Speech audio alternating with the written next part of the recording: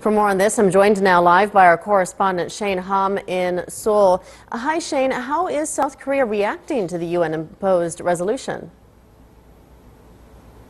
Well, officials here are obviously very welcoming of the news that the United Nations Security Council had passed this resolution. Diplomats here have been working very hard to get this through the Security Council, especially the permanent members.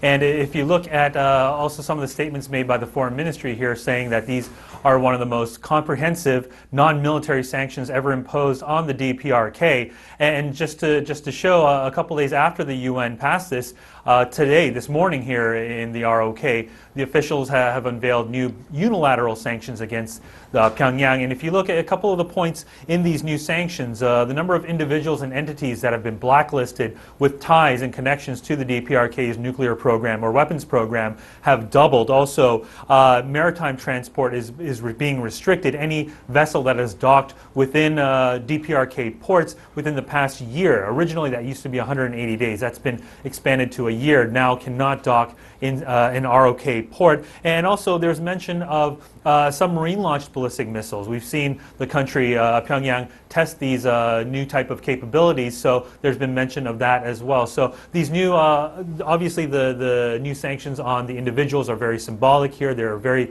little exchanges between the two Koreas, but they are very meaningful nonetheless. Well, Shane, with the current political unrest in South Korea bringing uncertainty, could this affect the implementation of these sanctions?